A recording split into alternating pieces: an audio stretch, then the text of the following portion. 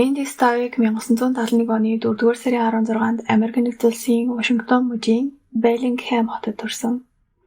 Охин өнөр өтгөн гэр бүл төссөн бөгөөд эцэг эх 2 ах 1 эгчтэй байсан. Мэнди төрсний дараахан эцэг эх нь Аляскад байрладаг Палмер нэртэй хот руу нүүсэн байдаг.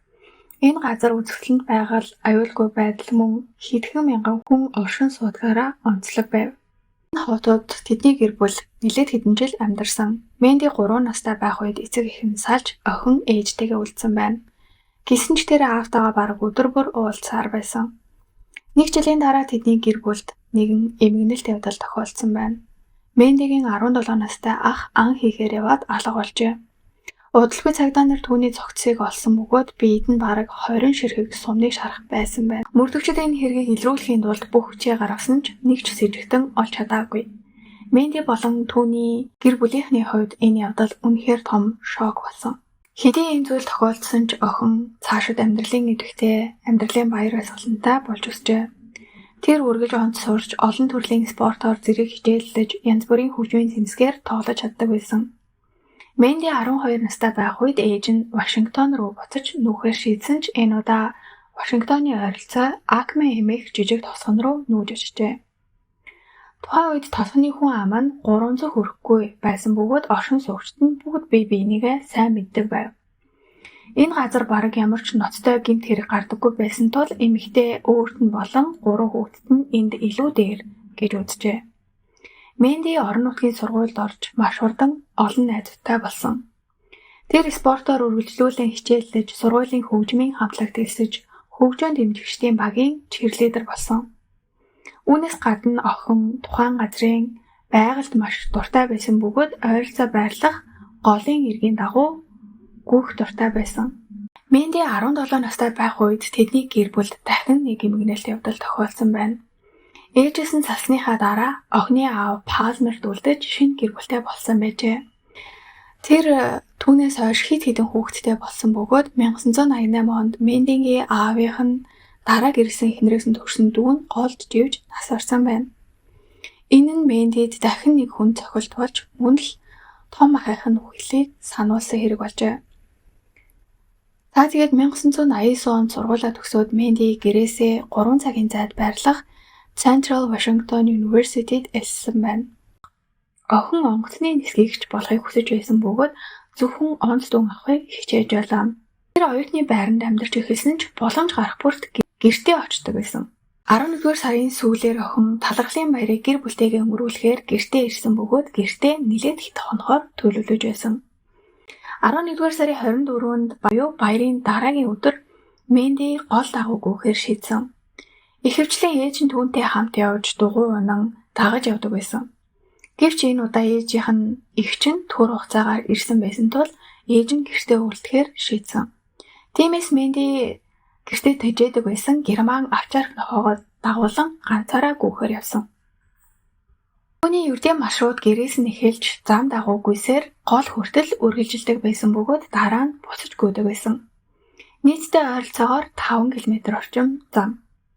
Ихэвчлэн гүйлд 1 цагаас бага үргэлжилдэг байсан ч энэ удаа нэлээд удаж байлаа.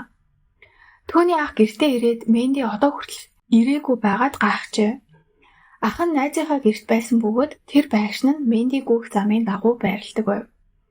Ах нь түүнийг гэрийн зүг буцаж гүйж байгаад дараа нь хэдэн минутын дараа эсрэг чиглэл дахин гүйж байгааг харжээ.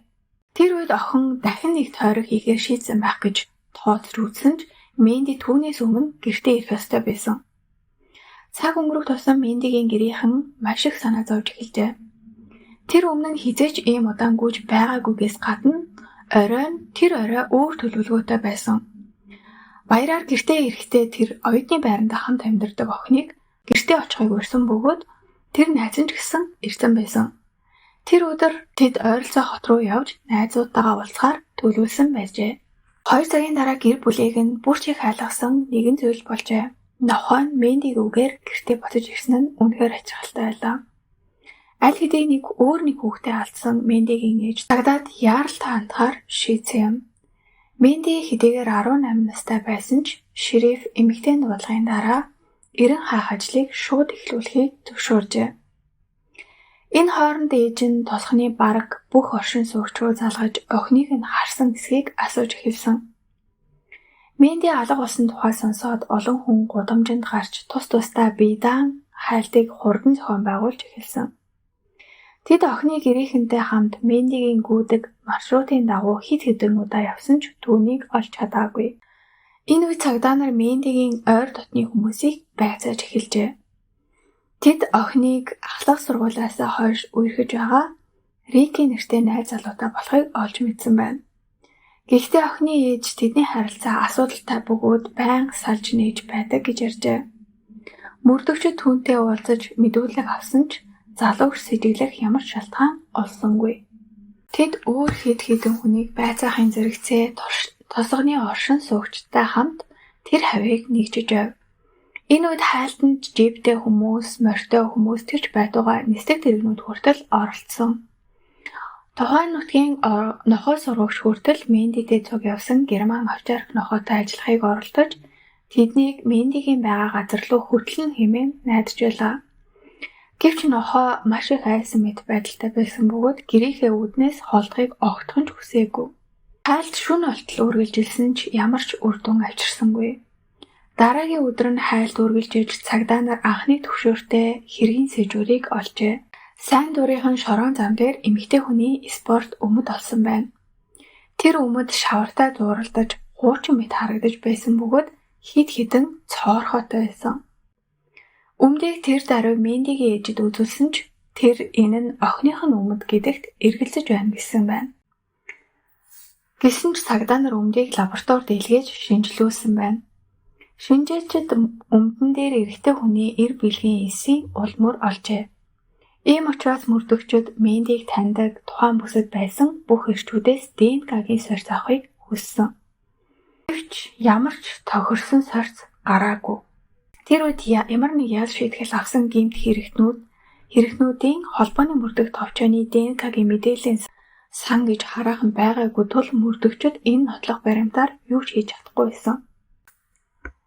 Энэ хооронд хайлтанд эрэлж нохойтой хүмүүс оролцож эхэлсэн бөгөөд удалгүй тэд шин сэжүүр олжээ. Тэд охины мөр болон түүний нохой мөрийг шорон зам дээрээс олсон байна.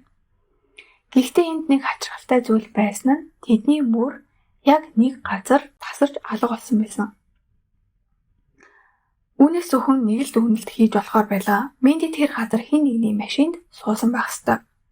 Мөрдөгчд охиныг хулгайлж хүчээр машинд чирч оруулсан байж магадгүй гэж эхлээд үзэж байсан. Гэвч шинжээчид энэ хамгийн няцаасан. Хэрвээ тийм байсан бол мөр тасарсан газарт огтур дүр зураг байх ёстой байсан. Учир нь охин ямар нэг байдлаар эсэргүүцэл үзүүлэх ёстой. Харин бодит байдал дээр байгаа сэжүүрүүд тэр өөрийн хүсэлтээр машинд суусан мэт харагдаж байсан тул жолооч нь магадгүй түүний таньдаг хүн байж магадгүй гэдэгт хамагт хүргэсэн. Хайлтын 3 дахь өдөр цагдаа нар болон онцгойгийнхан охиныг үүдэг замын ойролцоох голыг сонож нэгжиж эхэлсэн. Тэнд тэднийг харамсалтай мэдээ хүлээж байлаа. Тосгоноос ойролцоогоор 5 км-ийн зайд голын дунд хэсэгт тэд эмэгтэй хүний цогцос олжээ. Цогцсыг уснаас гаргахад тэд нас барсан хүн нь Мэнди болохыг шууд л ойлгосон. Гэхдээ тэр оймс хийднээс өөр ямар ч хувцсгүй байсан. Цагдаа нар хөлн дээр хид хідэн том зурагдсан шархнаас өөр ноцтой гэмтэл олж хараагүй. Үүнтэй холбоотойгоор цагдаа нар охин живсэн байж болох хэсэг талаар анх бодож эхэлсэн. Гэвч энэ тайлбар үнэндээ ямар ч утгагүй байсан. 1-р 11-р сарын сүүл байсан. Голын ус маш хөөрхөн. Мэнди өөрөө сайн дураараа тэр тусмаа хувцсгүйгээр ус руу орсон байх боломжгүй. Үүнээс гадна голын ус гүйхэн байсан тул охин тэнд зүгээр л зогсож чадхаар байсан. Хүн живхээр тийм гүнзгий ус гол ерөөсөө биш. Шинжээчид хохирогчийн цогцыг шалгаж толгой дээр нь хүчтэй цохилтоос үүссэн байх магадaltaй гэмтэл олсон. Гэвч энэ нь үхлийн шалтгаан болоогүй байна гэж тогтоосон байдаг. Эцэст нь шинжээчид нэг дүгнэлтэнд хүрсэн бөгөөд охин усан дунснаас живж нас орсон байна гэдэг дүгнэлтэнд хүрсэн. Үүнээс гадна шинжээчид охиныг хүчирхийлэлд дурсан болохыг тогтоосон байна.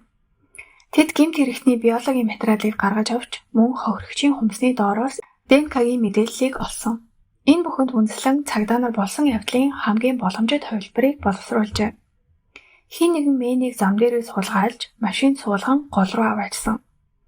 Тэнд үл мэдэгдэх гэмт хэрэгтэн түүнийг хүчрхийлсний дараа охин азар зүхтаж чадсан. Үүнийг түүний хөлн дээрх зурагдсан шархнууд баталж байсан бөгөөд тэдгээр нь голын эрэг дагуу байрлах өргөс турхамлаас үүссэн байх өндөр магадлалтай байсан. Гэвч гэмт хэрэгтэн Мэндийг гүйцэж очоод толгой руу зохиж ус руу түлхсэн байна. Криминалистууд ДНК-гийн мэдээллийг авч энэ хэрэгтэй ямар нэгэн байдлаар холбоотой бүх хүмүүсийн сорьцтой харьцуулж шалгасан. Нийтдээ тэд бараг 30 гаруй эрэгтэйг шалгасан боловч ямар ч таарсан сорьц илрээгүй. Цагдаа нар тосгон болон ойролцоох суурин газрын бүх оршин суугчдыг байцааж ямар ч хамаагүй сэжүүр болохоор хайсарав. Мэндигийн ахаас гадна түүнийг алга болсон өдөр Акмегийн өөр нэг оршин суугч түүнийг харсан байна. Тэр хүн гэрийнхээ ойролцоо машина тавьж байхдаа охин зам дагуу гүйж байхыг харсан. Охин харагдахаа болох үед араас нь бараа өнгийн жип машин өнгөрчээ. Тухайн үед тэр хүн үүнд он зочилбогдол өгөөгүй ч Мэнди алагдсны дараа энэ ажилтаа цагдаад мэдэгдсэн байдаг. Гэхдээ тэр машины загварыг санаж чадаагүй бөгөөд мөрдөгчдөд өөрийн ДНК-гийн сорьцыг ч мөн өгөхөөс татгалцсан байдаг. Ийм байдал тэдэнд с ิจ гтэй санагдсан тул цагдаа нар прокуророос зөвшөөрөл авч тухайн хүнийг ДНК-гийн шинжилгээ өгөхийг шаардсан байна. Гэвч түүний ДНК хоригчийн биен дээрээс олдсон сорьцтой бас л таараагүй.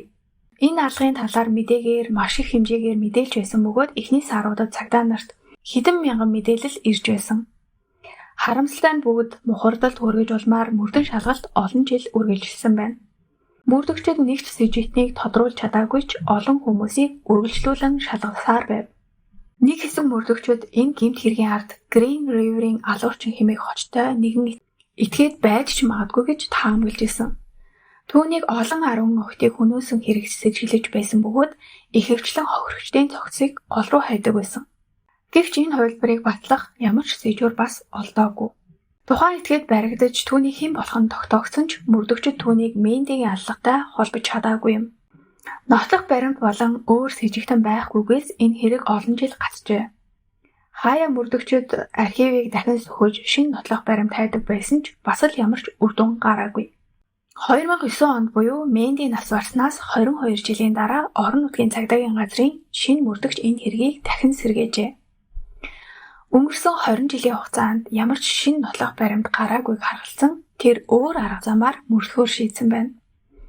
Тэр хамтрагчдынхаа хамт тосгон болон ойролцоох бүх суурин газрыг тойрч эрэгтэй хүн бүрээс ДНК-гийн сорьц өгөхийг хүсжээ.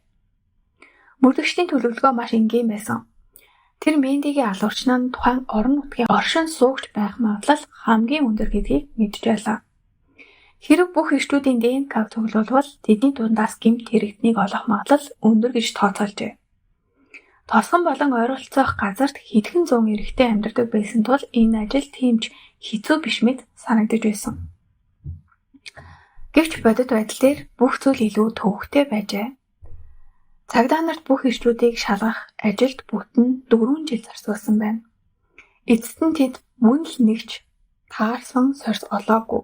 Ингээд мөрдөгчд энэ өнгөрсөн 20 жилийн хугацаанд алуурчин өөр газар руу нүүсэн байж болно эсвэл бас барсан байж магадгүй гэж бодсон.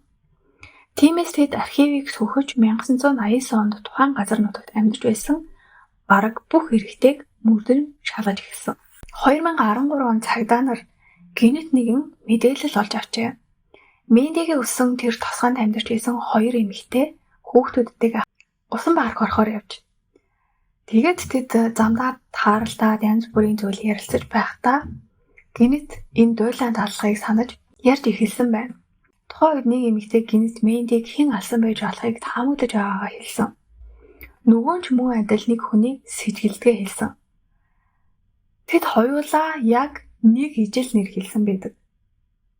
Энэ бол Тимоти Бас гэдэг хэрэгтэй. Алга болох үед тэр 21 настай байсан бөгөөд хохирогчийн гэрээс хэдхэн байшингийн цаана амьдардаг байсан. Эмэгтэйчүүд олон жилийн турш нэг хүнийг сэжүүлж байснаа хоёулаа мэдээд маш их цочирсон. Гэхдээ тэд яагаад Тимотиг сэжиглэж байсан шалтгаан нь бүрч сонирхолтой байв.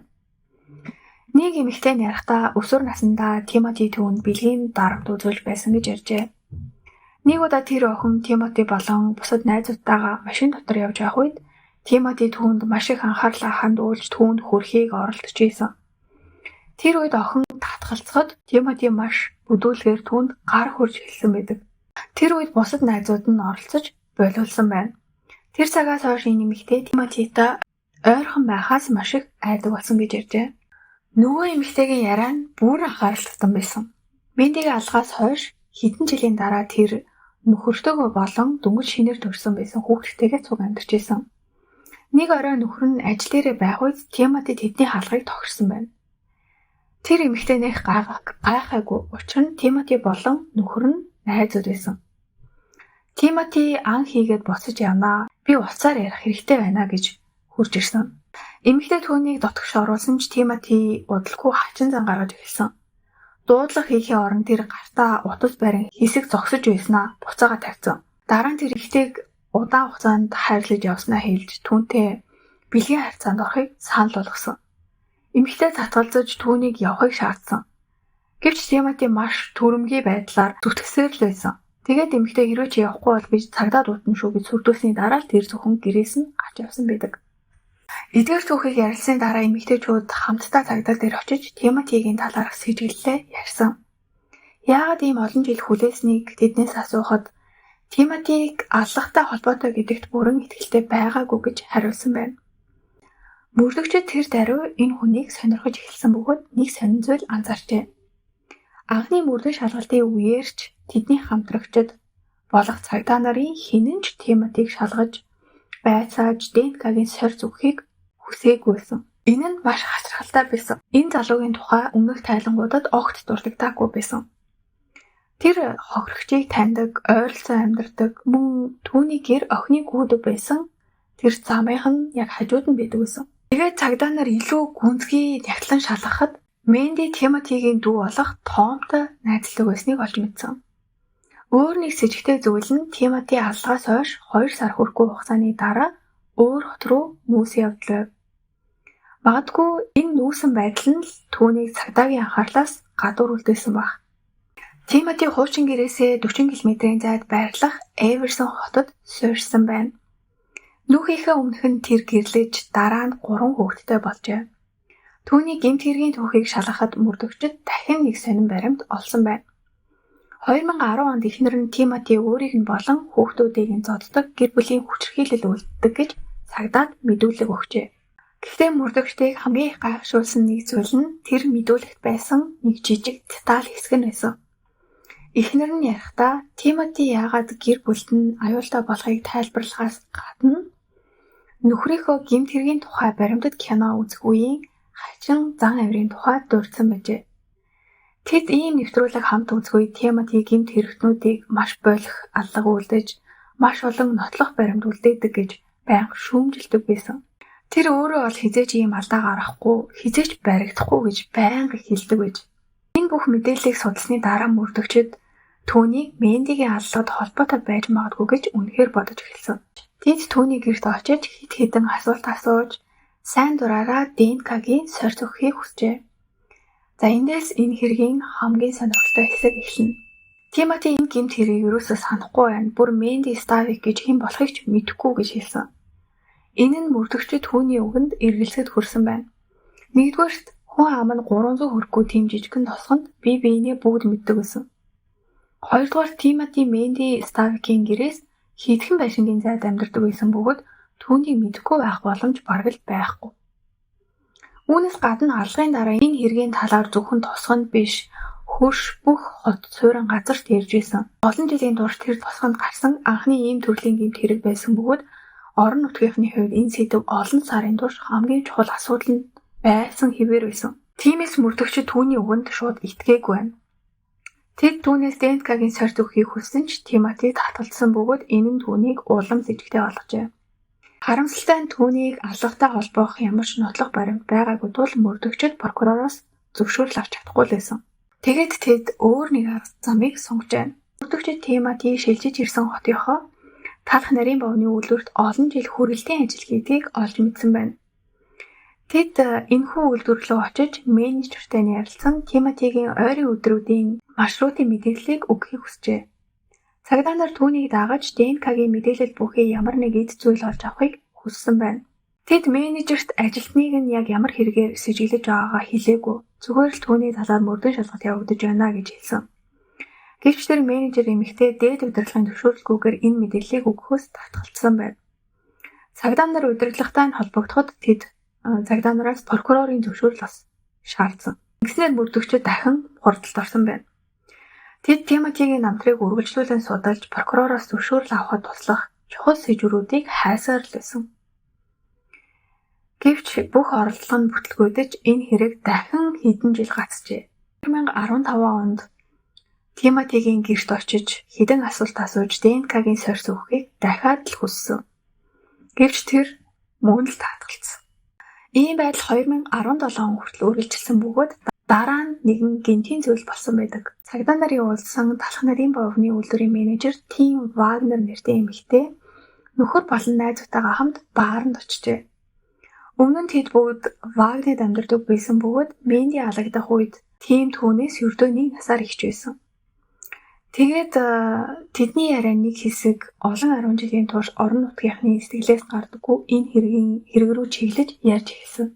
Гинэт найзтын нэг нь хөрөгчийн гэрийн ойролцоо амьдардаг байсан Тимоти Басын тухай дурдсан. Тэр үед л эмэгтэй гинэт ойлгожээ. Цагдаа нар ажил дээр нь ирж Тимотигийн маршрутын талаар хэлэл өгөхийг хүсгэд тэр Басыг Менди Ставрикийн аллагатай холбоотой гэж огт бодоагүйсэн. Тэгээд Тим ажилтан нь үнэхээр алуурчин байж магадгүй гэж хамгийн анх бодож эхэлсэн. Энэ бодол түүний толгоноос гарахаа болжээ. Нэг өдөр мөрдөгчид дахин түүний ажил дээр ирсэн байна. Тэд өмнөх ярианаас хойш менежер эмэгтэй байр сууриа өөрчилсөн байх гэж найдаж байсан бөгөөд энэ найдвар нь үнэхээр зөв байсан. Тэр мөрдөгчдийг өрөөндөө урьж тэд үнэхээр Тимотиг Мендигийн аллагад сэжиглэж байгаа эсхийг шууд асуусан байна. Цагдаа нар гайхсан ч үүнийг үгүйсгэсэнгүй. Тэгээд эмэгтэй цагдаад шаардлагатай мэдээллийг өгсөн. Мөн түүчлэн менежер эмэгтэй Тимотигийн тухай хэдэн ажиглалтаа цагдаад бас хэлж өгч. Тэр эмэгтэй ярихдаа Тимотиг би олон жилийн турш мэддэг байсан. Үргэлж хачин гэж боддог. Найзуудынх нь нэг нь урд нь Тимоти Мендигийн гэрээ ойролцоо амьдардаг байсан гэж хэлсний дараа тэр үүнийг энэ хэрэгт холбоотой байж магадгүй гэж нухацтай бодож эхэлсэн тул мөрдөгчдөд туслахаар шийдсэн гэдгээ ярьжээ. Мөрдөгчид Тимотиг шалгаж эхэлсэн бөгөөд энэ үед тэдэнд шинэ бэрхшээлүүд тулгарч эхэлсэн. Тимоти ажил дээрээ үргэлж бэлгийн өмсдөг байсан тул шинжээчид түүний хүрсэн зүйлсээс ДНК-гийн сорьцын дээж авч чадахгүй байсан. Тэр мөн тамхи татдаггүй байсан тул цагдаа нар шүстэй тамхины иш олж чадахгүй байлаа. Тимоти талх нарын бовны үйлдвэрт ажиллаж байхдаа байнгын очиж суудаг ч юм уу эсвэл амардаг тийм ажлын мест байхгүй зөвхөн хүргэлтийн ажил хийдэг байсан. Үүнээс гадна мөрдөгчдийн ажлыг өөр нэг хачин зүйл маш их хөндрүүлж байсан. Тимоти хизээч ажил дээрээ хогоо хайдаг байсан. Тэр бүгдийг фургондоо хийж дараа нь гэртээ аваачдаг байсан. Мөн бусад ажилчид шиг дүрмд хувцсаа хизээч угаалганд өгдөггүй. Мөрдөгчид ийм зан авир нь санамсаргүй зүйл биш гэдгийг шууд ойлгожээ. Тимоти цагдаа нар өөрийг нь Мендигийн аллагаж сэжиглэж байгааг ойлгосон бөгөөд ДНК сорьс авах боломжтой ямар ч зүйл тэдний гарт орохоос сэргийлж эхэлсэн бололтой байсан. Гэсэн ч эцэст нь мөрдөгчдөд аз тохиосон байна. Сэжигтний биологийн материалыг одоо хүртэл авч чадаагүйг сонсоод менежер эмэгтэй болох Тим Вагнер цагдаа нарт туслахаар санал болгожээ. Хууль нь одоо ийм байдлаар ажилладаг юм байна л да. Цагдаа нар гадны хүмүүсээс нотлох баримт олж өгөхийг хүсэх эрхгүй гэдэг. Хэрвээ ингээд цагдаа нарын хүслийн дагуу энгийн иргэн нотлох баримтыг олж өгсөн тохиолдолд сэжигтний буруу нь илт байсан ч шүүх тэрийг хүлээж авдаггүй. Гэхдээ хэрв ямар нэг хүн энгийн иргэн өөрийн хүсэлтээр ийм нотлох баримтыг өгвөл мөрдөгчид түүнийг хүлээн авч шүүхтээр ашиглах эрхтэй болдог юм байна. Ингээд менежер нь Тимотигийн ДНК бүхий ямар нэг эд зүйл болохоор шийдэж мөрдөгчид түүнийг нь хүлээж эхэлсэн. Сэжигтэн маш болгоомжтой байсан тул эмэгтэй удаан хугацаанд зорилгодоо хүрч чадаагүй. Зөвхөн 3 сарын дараа тэр Тимоти пластик стакантай Кока-кола уугаад дараа нь стакан болон лаазыг хогийн савнд хайж байгааг харжээ.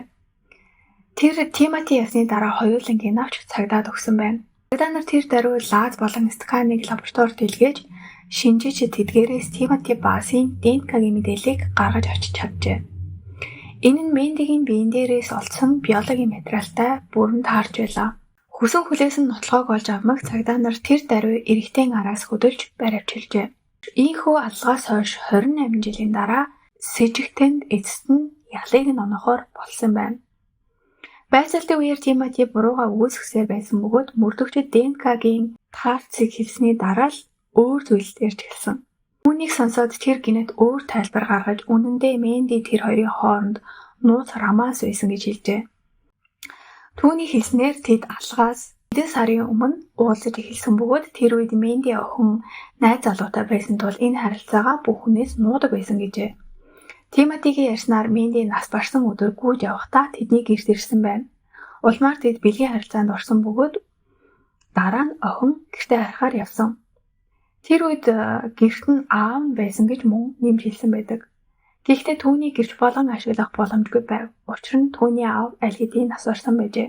Мөрдөгчид энэ түүхэнд огт итгээгүй. Тэдний бодлоор Тимоти хохирогчийн биеийн дээр өөрийнх нь ДНК байсныг тайлбарлахын тулд энэ нууц романсын тухай түүхийг зохиосон байна гэж бодсон. Үүнээс гадна тэр баталгаа болгон аль хэдийн нас барсан ааваа дурдсан бөгөөд тэр хүн нь энэ мэдээллийг няцаах боломжгүй байсан. Мөрдөгчид Мендигийн гэр бүлийнхэн болон найзуудтай ярилцсан бөгөөд тэд бүгд Менди хизээч Тимотитой уулздаггүй байсан гэдэгт бүрэн итгэлтэй байсан. Учир нь Тимоти маш хачин хүн байсан бөгөөд бусдтай харилцагаас зайлс хийдэг ихэнх цагаа ганцаараа өнгөрөөдөг нэг юм байсан. Ингээд мөрдөгчид түүний эхнэртэй ярилцахаар шийджээ. Эмэгтэй нөхрийнхөө эсрэг мэдүүлэг өгч тусдаа амьдарч байсан ч тэд албан ёсоор гэрэлдээ цоцлуулаагүй үе байсан. Энд цагдаа нарыг дахин нэгэн сонирхолтой хэрэгэлд хүлээж байлаа. Эмэгтэйгэнт Менди алгацсан тэр өдөр өөрөө Тимотитай хамт гэрт нь байсан бөгөөд тэд өдөржин тэнд байсан гэж хэлжээ. Мөрдөгчид түүний ярианд итгээгүй ч энэ нь шүүх ажиллагаанд хүндрэл учруулж болохоор байв. Нөгөө талаас энэ нь Тимотигийн өөрийнх нь хэлбэртэй зөрчилдөж байлаа. Учир нь түүний хэлснээр Менди тэр өдөр гэрт нь ирж түүнтэй бэлгийн харилцаанд орсон гэж ярьсан байдаг. Шүүх хурал 2019 оны 5 дугаар сард эхэлсэн байна. Тимотигийн өмгөөлөгч үйлчлүүлэгч нь гин буруугүй бөгөөд түүний ДНК хохирогчийн биеийн дээр олсон нь харилцан зөвшөөрсөн бэлгийн харилцааны дараа үлдсэн гэж мэдгцээр байсан. Харин хохирогчийн тал энэ хувилбарыг батлах ямар ч нотлохоо байхгүй гэж мэдгдсэн байна. Учир нь Тимоти Менди рүү хизээч залгаж байгаагүй, түүнд захиа мессеж хизээч ирүүлж байгаагүй. Мөн гэрчээр байцаагдсан хүмүүсийн нэг нь ч тэднийг хамт байхыг хизээч харж байгаагүй гэж мэдүүлсэн. Үүнээс илүү магадлалтай зүйл нь Тимоти охиныг зүгээр харж явдаг байсан бөгөөд бүр түүнд донтсон байсан гэж үзсэн явдал. Мөрдөгчид Менди сургуулийн спортын багт орсны дараа Тимоти бүх тоглолтуудад нь очиж эхэлснийг олж мэдсэн байна.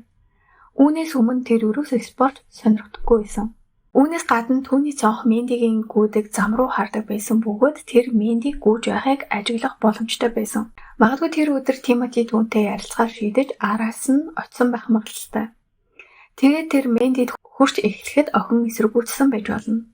Эсвэл ямар нэг шалтак хэлж машиндаа суулгасан ч гэж магадгүй. Дараа нь Тимоти түүнийг хөнгүү газар руу аваачиж хүчрхийлсний дараа охин зүхтаж чадсан. Гэвч Тимоти түүний араас гүйж голын эрэг орчимд гүйцэж очоод ямар нэг зүйлээр толгоор нь цохиж цогцыг нь ус руу хайсан байх гэж үзсэн. Шүүхтэр Тимотигийн эхнэр гэрчээр оролцсон бөгөөд тэр үед аль хэдийн түүнээс албан ёсоор салсан байсан. Энэ удаа тэр дахин бүгдийг гайхшруулсан. Учир нь тэр анхны мэдүүлгээ давтахын оронд дахин шин түүх ярьж эхэлсэн. Түүний хэлснээр Менди алгацсан тэр өдөр өөрийгөө Тимотигийн гэрт байсан эсгээ санахгүй юм гэж хэлжээ. Эмэгтэй мөн Тимоти өөрийг нь эхний байцаалтын үеэр цагдаад худал мэдүүлэг өгөхийг шаардсан. Тэгэхгүй хойш хоронд орно гэж сөрдүүлсэн гэж мэдүүлсэн. Гэвч дараа нь шүүх дахин нэг сонирхолтой зүйл сонсжээ.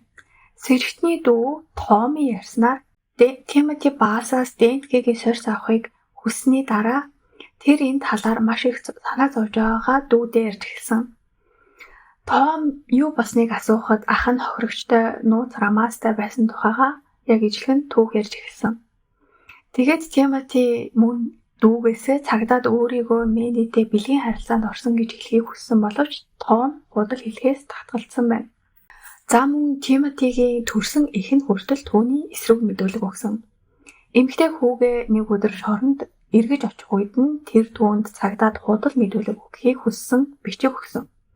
Хүүн эмэгтэйгээс алгын өдөр түүнтэй хамт зулсарын бэлэг авахар дэлгүүр явсан гэж хэлхийг хүссэн боловч ээж нь худал мэдүүлэг өгөхөөс татгалзсан байдаг. За энэ бүхний дараач гэсэн шүүгдэгчийн өмгөөлөгч буюу одоо Тимотигийн өмгөөлөгч нь ДНК-гийн сорьцыг цагдаа нар хууль бусаар авсан гэж тангарагтны шүүгчдэд итгүүлэхийг оролцсон. Тэрээр цагдаа нар хууль бус замаар энгийн иргэнээс Тимотигийн биологийн материалыг олж өгөхийг хүссэн гэж зүтгэсэн. Гэвч Тим Вагнер энэ мэдээллийг няцааж өөрөө цагдаад туслах санал гаргасан гэж хэлснээр энэ хүсэлт нь хаагдсан байна. Шүүх ажиллагаа хэдэн 7 хоног үргэлжилсэн бөгөөд бүх нотлох баримтыг танилцуулсны дараа тангарагтны шүүгчид Тимоти Басыг аллагад буруутай гэж үзжээ. Гэмт этгээдэд 27 жилийн хорих ял оноож 24 жилийн дараа хугацаанаас өмнө суллагдах хүсэлт гаргах боломжтойгоор шийдвэрлсэн байдаг. Шүүх хүрлийн дараа тэр үед 83 настай байсан Мэндигийн ээж мөрдөгчдийн хийсэн ажил бүрт маш их талархаж амьдралдаа 2 хүүхдээ алдсан ч гэсэн буруутан шийдэглээ хүлээсэнд маш их баяртай байгаагаа хэлсэн байдаг. 1990 онд Мэндигийн төрөл төрөсөд авхны сурч байсан ахлах сургууль түүний нэрэмжид тэтгэлгийн сан байгуулжээ. Тэд өнөөдрийн хүртэл энэ хөтөлбөрийг дэмжин ажилласаар байгаа бөгөөд хөгжмөөр хичээлдэг гоцоо яслаг сурагчдыг жил бүр шагнадаг байна. Эцэст нь та бүхэн энэ хэргийн талаар өөрийн бодлоо комент хэсэгт бас хуваалцаарай.